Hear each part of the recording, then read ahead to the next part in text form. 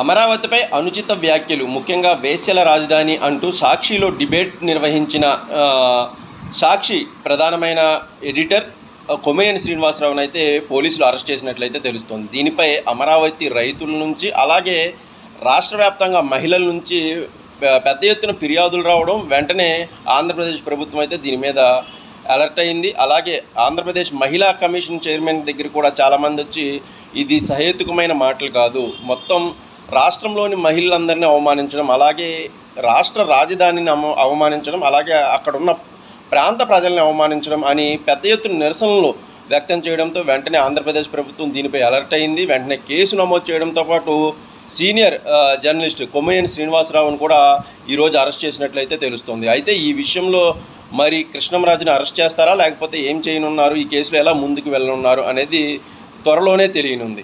ఆ పూర్తి స్థాయిలో ఈ కేసు దర్యాప్తును రాజకీయంగా కూడా పూర్తి స్థాయిలో ముందుకు తీసుకువెళ్ళే అవకాశాలు అయితే స్పష్టంగా కనిపిస్తున్నాయి. ఇప్పుడు సాక్షితో పాటు ఇటు వైసీపీ పార్టీ అలాగే జగన్ గారు కూడా దీని మీద సమాధానం చెప్పాల్సిన అవసరం అయితే కనిపిస్తుంది. ఎందుకంటే వాళ్ళ యొక్క స్టాండ్ ఏంటి, అమరావతి మీద స్టాండ్ ఏంటి, ఒక్కొక్కరు ఒక్కోలా మాట్లాడుతున్న తరుణంలో జగన్ గారు దీని మీద ఖచ్చితంగా సమాధానం చెప్పాల్సిన పరిస్థితి అయితే ఏర్పడుతుంది. ఆంధ్రప్రదేశ్ ప్రభుత్వం త్వరలో ఈ కేసుకు సంబంధించి మరికొందరిని కూడా అరెస్ట్ చేసి ఈ విషయాన్ని ముందుకు తీసుకువెళ్ళేందుకైతే సమాయత్తం అవుతున్నట్లయితే స్పష్టంగా తెలుస్తోంది.